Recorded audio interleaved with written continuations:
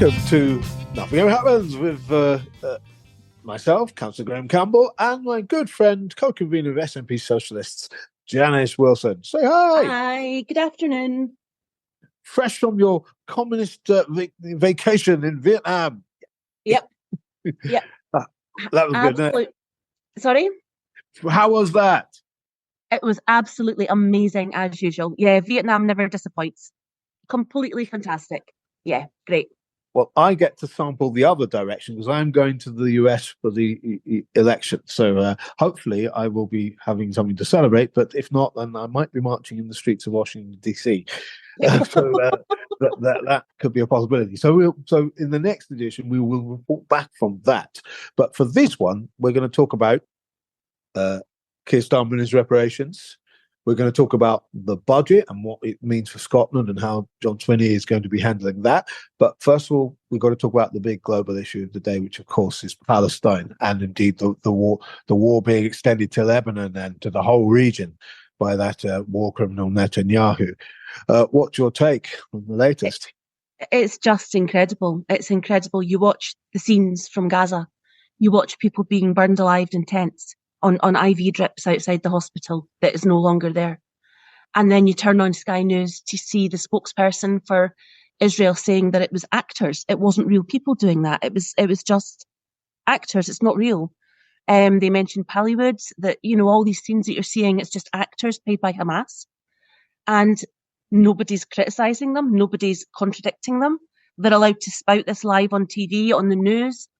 It's like watching something. It's like watching a horror film and everyone's asleep.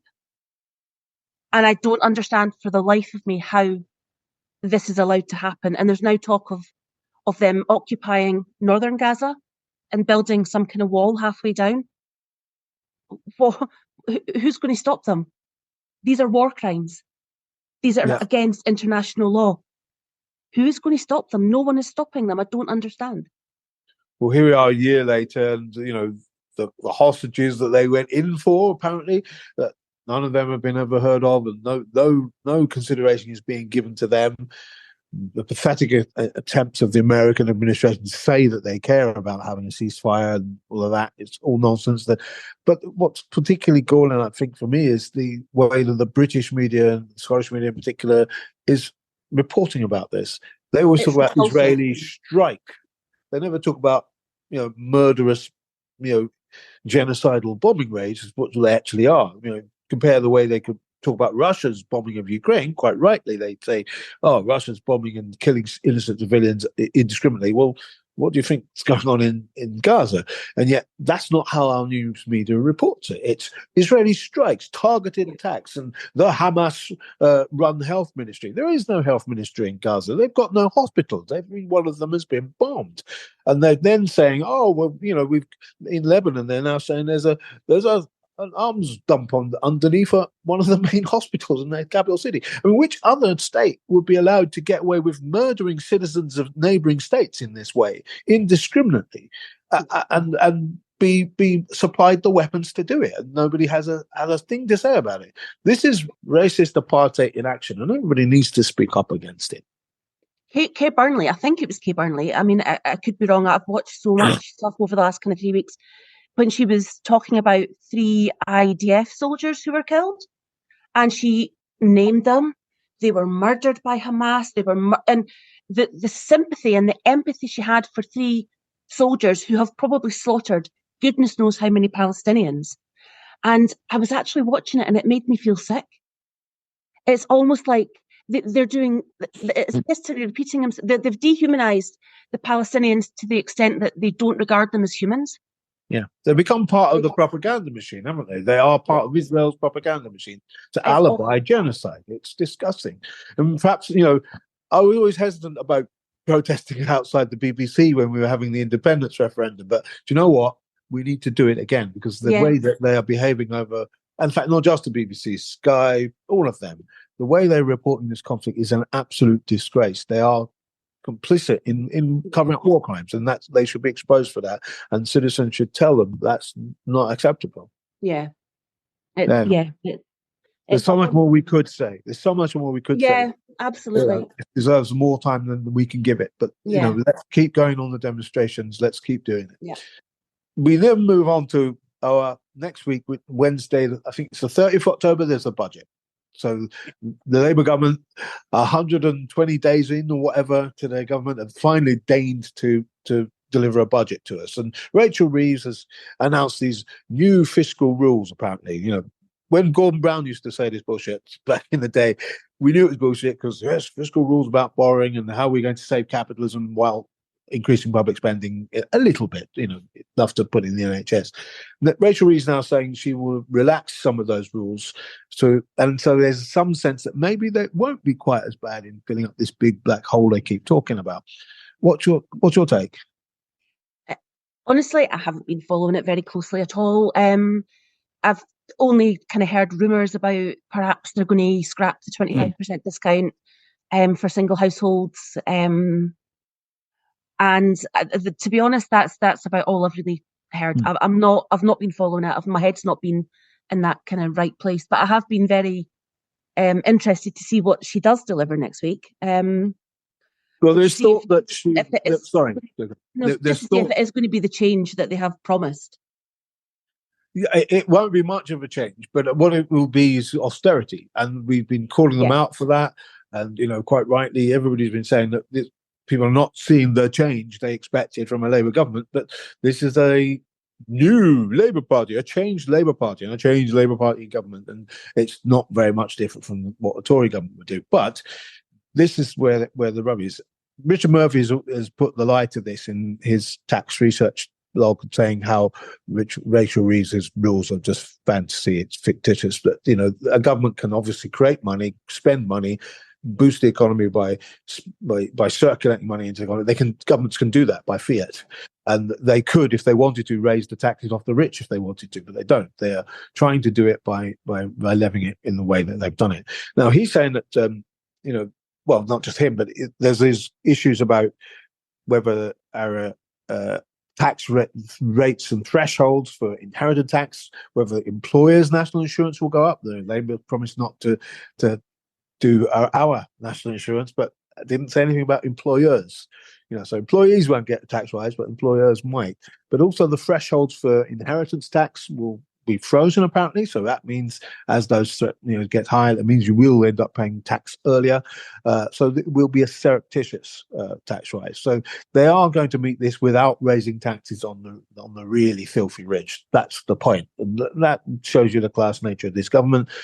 Shows you where they are on the economy. So it may lead to a increase though in spending on healthcare, on housing, and possibly other areas, which could mean Barnett consequentials for Scotland. So it may be that Scotland might finally get something, but at the same time, public spending austerity could lead to a billion, couple of billion being reduced from the Scottish government's budget. So we don't know how John Swinney and his government is going to react to that, but I think the signs are that it looks likely that austerity will be continued from the UK government transmitting to us. I mean, Starmer's got a really fine line to kind of balance, hasn't he? He's got to keep the centrists happy. He's got to keep his donors happy. And he's also got to keep the working people relatively happy, because he needs the whole kind of gambit to vote for him. But what I will say is that his poll lead has now gone. He's not doing well in the polls at all. Reform have won by-elections in England. So Starmer has to be careful how he handles things going forward, because it could just be 5 years and then out. Who knows? Well, already the sense of buyer's remorse has had an impact in Scotland already. Yeah. SNP have won their first by-election for 3 years. So it's suddenly we're winning by-elections again off Labour. That wouldn't be happening if people didn't feel a deep sense of betrayal by the way Labour MPs have behaved in voting for the scrapping of winter fuel payments and keeping the two-child tax, two-child limit, all of those things, which are, it's making the poor and the working class and the pensioners pay for what they should be taxing the rich for. Absolutely. There's a relatively small amount of money in the UK government scheme of things, but they're choosing the most reactionary way of narrowing that gap, and off the backs of some of the people who can't defend themselves. We know that potentially thousands of pensioners in our country could, Yep. not survive this winter because of what they're doing. And that Labour MPs who stood on election platforms in the summer saying how they would be against all of that voted for it when it came to it in London. I found an interesting article that Labour had actually published when the Tories were considering scrapping the winter fuel allowance. And they had this report commissioned, and the report found that 4,000 pensioners could potentially die because of this removal. And I think that was in 2012 they published that report. What's changed? The fact that they could vote knowing that, I mean, why would you vote for a policy you know is going to kill people? I just that just shows you they have naked power and ambition in their hearts and minds above the interests of the people that they've tricked into voting for them. Well, it's not lost because, of course, people are supporting independents in bigger numbers than before, and I'm sure that there's lots of those people who now hate Labour, having voted for them in July, won't be voting for them again. So it certainly changed the dynamics in terms of polls for Holyrood and Westminster. The SNP are now back in the lead. But we shouldn't be complacent, I believe, about that, because just because Labour are doing badly, and indeed it's weird that a political honeymoon has lasted so short a time. But the fact is that, SNP still has to do something to deserve winning that support back. Yeah. And that means that we've got to stand up around austerity.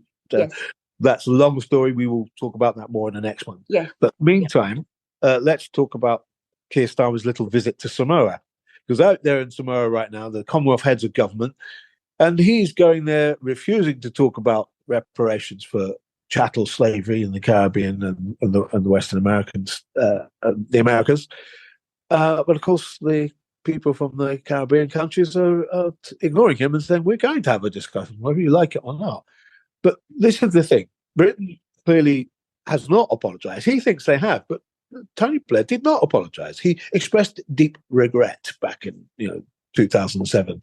He never apologised, because the reason why they don't want to apologise is because they don't want to acknowledge that the British Empire and Britain as a state is responsible for the legacy of the Caribbean slavery and the fact that we're still living with its legacy now. It's not a past thing. The money from it is still a current thing now. I mean, if you were paying taxes in your work up until 2015, you were paying off a long-term 200-year loan to pay back the compensation payments to slave owners, slave drivers and slave enslavers, as we now call them.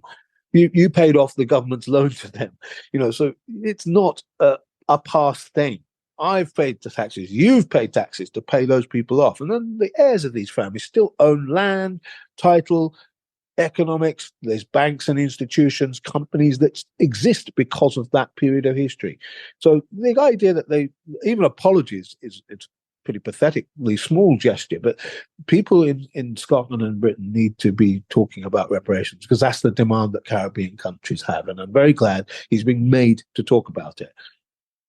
Isn't the King there as well? I think I saw pictures of Chaz and Chav.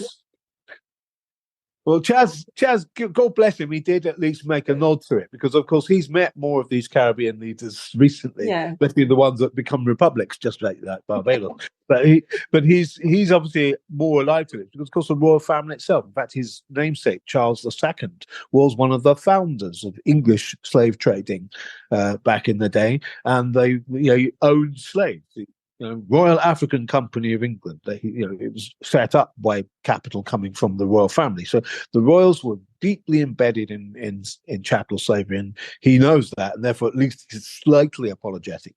But it's not his job to do what the government should do. The government should. But the thing is, if these aristocrats and these members of the royal family could get away with it, they would still be doing it. If they got away with it now, they would still be doing it. Well, some of them, that's true. I mean, I don't know if you've heard of this, but the Heirs of Slavery group, led by people like Laura Trevelyan, the ex-BBC journalist, and Alex Renton, the author from Edinburgh, who's linked to Justin Welby's family connection. They have been working, actually, and they're part of the reparations movement. In fact, I'm going to the reparations conference in London on Sunday, which is organised by Labour MP Bell Ribera-Addy, it's a UK reparations APBG, and they're hosting the second annual reparations conference on Sunday in London. So it's really good timing for us to be having that. I'll be going down again, speaking on racial justice and all that, and Scotland's participation and role in the demand for reparations. It's now a growing international movement again. It's a growing movement in Britain and in Scotland, and I'm very glad that it's a subject that's now on the world stage. But we need to make Keir Starmer and the Labour government answer for Britain's role.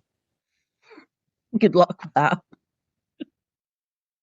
He just doesn't want to do anything progressive at all, does he? He just wants to stay in power. Yeah. As I said in the article I've got on in National Sunday, I'll be saying how this is par for his behaviour on black people. He doesn't like black people very much.